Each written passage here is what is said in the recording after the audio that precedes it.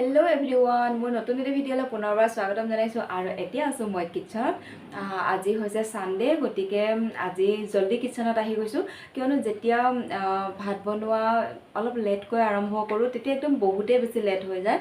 হেতু কাৰণে ভাবিছো আজি সানডেও ঘৰতে যেহেতু আছো গতিকে ভাত বনোৱা জলদি ষ্টাৰ্ট কৰো। গতিকে কিচেনত আহিয়ে গৈছো এতিয়া আৰু ফাৰ্ষ্ট মই বনাই আছো এইপিনে চাহ বনাই আছো। তো চাহখিনি বনাই খাই মেলি লওঁ আৰু চাহখিনি খোৱাৰ পিছত আৰু এটা ভাল বস্তু আছে, এয়া আম এটা আছে। তো আমটো খাম চাহ খোৱাৰ পিছত। তাৰ পিছত আজি খাজত বনাম কি বনাম কৈ দিয়াতকৈ মই দেখাই আছো আপোনালোকক। এইপিনে এয়া বনাম আজি খাজত চিকেন বনাম। চিকেনখিনি ধুই মেলি মই ৰেডি কৰি ৰাখিছোঁ।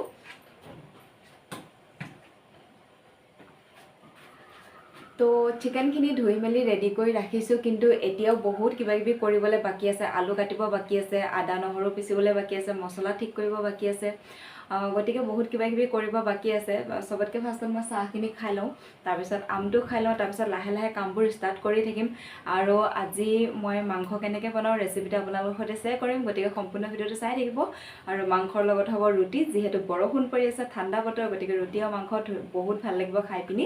আৰু অকল ৰুটি নাখাওঁ, ৰুটিৰ লগত কেইটামান ভাতো বনাম। তো কেইটামান ভাত আৰু 2খন ৰুটি, বাছ কি বনাব দেখাই থাকিম। তো ভিডিঅ'টো স্কিপ নকৰাকৈ শেষলৈকে চাই থাকিব আৰু শেষত জনাবলৈ নাপাহৰিব যে আজি ভিডিঅ'টো আপোনালোকৰ কেনে লাগে। তো এতিয়া মই চাহখিনি খাই লওঁ, তাৰপিছত আপোনালোকক লগ পাই আছোঁ। বাকী গোটেইবোৰ বস্তু ৰেডি কৰি মেলি আপোনালোকক লগ পাই আছোঁ। আৰু চিকেনটো বনামেই, তাৰপিছত আৰু দাইলো বনাম। দাইল বনালে দাইলৰ লগত কি দিওঁ সেইখিনিও আপোনালোকৰ সৈতে শ্বেয়াৰ কৰিম। তো এতিয়া মই চাহখিনি খাই লওঁ, তাৰপিছত আমটো কাটি খাই লওঁ, তাৰপিছত আৰু কি বনাওঁ কি কৰোঁ গোটেইখিনি দেখাই থাকিম। চাই থাকিব ভিডিঅ'টো। তো এতিয়া মই চাহ খালোঁ আৰু এতিয়া খাবলৈ লৈছোঁ আমটো।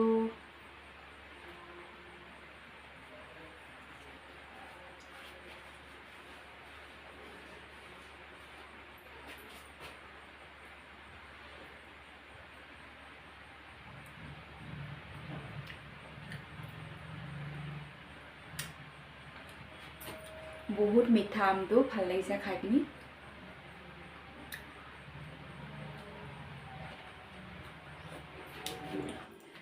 তো এতিয়া মোৰ চাহ খোৱাও হৈ গ'ল, আম খোৱাও হৈ গ'ল, আৰু এতিয়া বনাবলৈ আৰম্ভ কৰোঁ।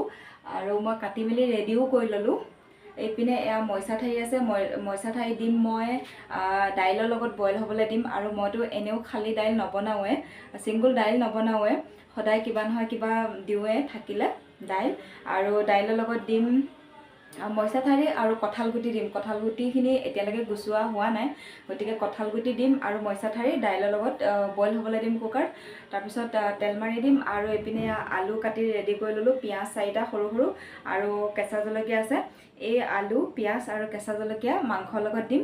তো এতিয়া চবখিনি কাটি মেলি ৰেডি কৰি ল'লোঁ। আৰু মই মাংসত আলু বেছিকৈ দিছোঁ, কাৰণ মই মাংস বনালে সদায় আলু বেছিকৈ দিওঁ, কিয়নো মই মাংসৰ লগত আলু খাই বেছি ভাল পাওঁ, মানে মাংসতকৈ আলুটোহে ভাল পাওঁ। সেইটো কাৰণে মাংস বনালে মই আলু বেছিকৈ দিওঁ। তো এতিয়া মইচা ঠাৰিখিনি কঁঠাল গুটি গুচাই মেলি মইচা ঠাৰিখিনি দাইলৰ লগত বইল হ'বলৈ দিওঁ। আৰু এইপিনেতো মই চিকেনখিনি ধুই মেলি ৰেডি কৰি ল'লোৱে, আৰু এতিয়া বনাবলৈ আৰম্ভ কৰোঁ। আৰু চিকেন বনাওঁতে মই তাৰ লগত দিম এই নৰসিংহৰ পাত। নৰসিংহৰ পাত দিলে না মাংস আঞ্জাখন বহুত ধুনীয়া সোৱাদ হয়। গতিকে বিলাহী থাকিলে বিলাহীও দিব পাৰি। আজি মোৰ ওচৰত অৱশ্যে বিলাহী নাই, এনেতো মই বিলাহীও দিওঁ মাংস বনালে, কিন্তু আজি মোৰ ওচৰত যিহেতু বিলাহী নাই গতিকে বিলাহী নিদিওঁ। সেইকাৰণে মই নৰসিংহ পাতে দিম বুলি ভাবিছোঁ। তো নৰসিংহ পাত দিম। তাৰপিছত আৰু এইপিনে আদা নহৰু গুচাই মেলি ৰেডি কৰি ৰাখিছোঁ। এতিয়া পিচিবলৈ বাকী আছে, মিক্সিত দি পিচি লওঁ। তো বাছ বনোৱা ষ্টাৰ্ট কৰোঁ। তো বাছ দেৰি নকৰি বনোৱা ষ্টাৰ্ট কৰোঁ এতিয়া মই দাইলখিনি ধুই ৰেডি কৰি ল'লোঁ। এতিয়া দাইলৰ লগতে দিম নিমখ, বইল কৰোঁতে নিমখ দি দিম। নিমখ দি দিলোঁ এতিয়া। তো এতিয়া নিমখ দি দিলোঁ। তো এতিয়া মই দিছোঁ এয়া কেঁচা জলকীয়া 3টা ফালি পেলাই দিলোঁ। তাৰপিছত দিছোঁ এয়া কঁঠালৰ গুটি। কঁঠালৰ গুটিখিনি মই বাকল এৰুৱাই ল'লোঁ। তাৰপিছত দিছোঁ মই এয়া এডাল মইচা ঠাৰি কাটি লৈছোঁ। তো মইচা ঠাৰি দি দিছোঁ। তো এতিয়া এয়া গোটেইখিনি বস্তু দি দিলোঁ, কঁঠাল গুটি, মইচা ঠাৰি, কেঁচা জলকীয়া, নিমখ চব দি দিলোঁ। এতিয়া বইল হ'বলৈ দি দিওঁ। এতিয়া মই কেৰাহীত তেল দি দিলোঁ। ইয়াত মই পাপৰ ৰাখি থৈছোঁ 1 2 3-4খন পাপৰ একদম সৰু সৰু কিন্তু ভাজিলে বহুত ডাঙৰ হৈ যায় এতিয়া মই পাপৰ ফ্ৰাই কৰিলোঁ এইটো কেৰাহীতে আৰু পাপৰ ফ্ৰাই কৰি হ'লে তাতে আকৌ মই মাংস বনাম একেটা কেৰাহীতে এয়া চাওক কিমান ফুলি গৈছে বেকা হৈ গ'ল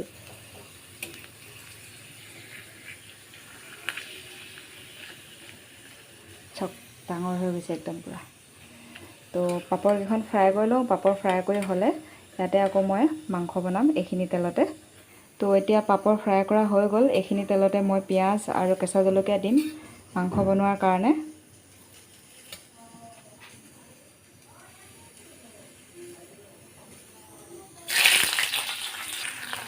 দি দিলোঁ এতিয়া পিঁয়াজ আৰু জলকীয়া এতিয়া অলপ সময় ভাজি থাকোঁ 4টা পিঁয়াজ দিছিলোঁ গতিকে বহুত পিঁয়াজ হৈ গ'ল অলপ কমাই দিলেও হ'লহেঁতেন আৰু এইপিনে দাইল বইল হৈ আছে চিটি আহিবলৈ হৈছে আৰু এতিয়া মাংসখিনি ভাজি আছোঁ নিমখ হালধি সকলো দিলোঁ আৰু অলপ সময় মাংসখিনি ভাজি লয় তাৰপিছত দি দিম আলুখিনি আৰু আলু দিয়াৰ পিছতহে মই আদা নহৰু পেষ্টখিনি দিম আৰু তাৰপিছতহে বাকীবোৰ মছলা মিক্স কৰিম এতিয়া ভালকৈ ভাজি লওঁ এতিয়া মই আলু আৰু মাংসখিনি অলপ আঁতৰাই পেলাই মাজত অলপ তেল উলিয়াই লৈছোঁ তেলত দি দিম আদা আৰু নহৰু পেষ্টখিনি তেলত দিম সেইকাৰণে মাজতে দি দিছোঁ আদা আৰু নহৰু পেষ্টখিনি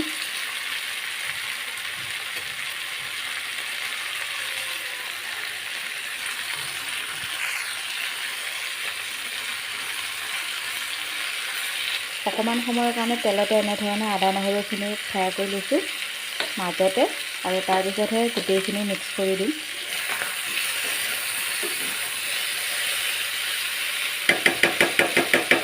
এতিয়া এইপিনে এইপিনে মাংসখিনি আলুৰ সৈতে আদা নহৰু পেষ্টখিনি দি পেলাই ভাজা বহুত সময় হ'ল এতিয়া মই মছলা দিওঁ মিট মছলা জিৰা এইবোৰ দি দিওঁ যি পেকেট হয় ধনিয়া পেকেট এইবোৰ দি দিওঁ আৰু এইপিনে দাইল তেল মাৰিবলৈ কেৰাহীত তেল দি দিলোঁ তো এতিয়া দাইলখিনি পিঁয়াজ দি পিনে দাইলখিনি দি দিওঁ আৰু এইপিনে সমানে বনি আছে দুইপিনে তো মাংসত দি দিওঁ মছলা আৰু এইপিনে তেলত দি দিওঁ দাইলখিনি তো দাইল উতলি আছে আৰু এইপিনে মাংস হৈ আছে আৰু এতিয়া গোটেই মছলাবোৰ দিয়া হৈ গ'ল আৰু এতিয়া দিম নৰসিংহৰ পাত তো এইকেইটা নৰসিংহৰ পাত দি দিছোঁ কাৰণ বেছিকৈ দিলেও ভাল নালাগে সেইকাৰণে এইখিনি দি দিছোঁ নৰসিংহৰ পাত জাষ্ট গোন্ধটোৰ কাৰণে দিছোঁ আৰু সোৱাদ আহিবৰ কাৰণে সেইকাৰণে বেছি দিয়া নাই বেছি দিলেও বেয়া লাগিব তো এয়া মোৰ দাইল ৰেডি হৈ গ'ল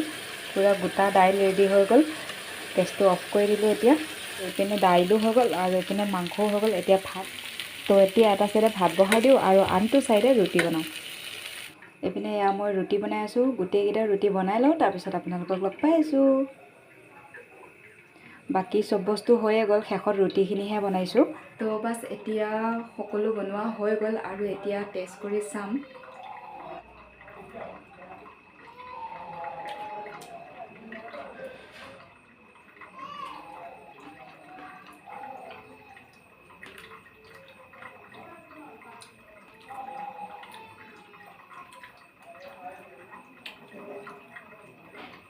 তো টেষ্ট কৰি চালোঁ অলপ তো খাবলৈ ভালেই হৈছে তো এতিয়া গা ধুই আহোঁ আৰু ভাত খাবলৈ ৰেডি হওঁ তো আজি ভিডিঅ'টো ইমানখিনিতে সামৰণি মাৰিছোঁ আশা কৰিছোঁ ভিডিঅ'টো চাই আপোনালোকৰ ভাল লাগিলে যিসকলে এতিয়ালৈকে মোৰ চেনেলটো ছাবস্ক্ৰাইব কৰা নাই প্লিজ চেনেলটো ছাবস্ক্ৰাইব কৰি দিব আৰু যিসকলে ফেচবুকত চাই থাকে ফেচবুক পেজটো ফ'ল' কৰি দিব আৰু ফেচবুকৰ পৰা আহি মোৰ ইউটিউব চেনেলটো ছাবস্ক্ৰাইব কৰি দিব তো নতুন এটি ভিডিঅ'ৰ সৈতে আকৌ আপোনালোকক লগ পাম আজি ভিডিঅ'টো চোৱাৰ বাবে বহুত বহুত ধন্যবাদ আজিলৈকে আহিছোঁ তেন্তে bye bye good night love you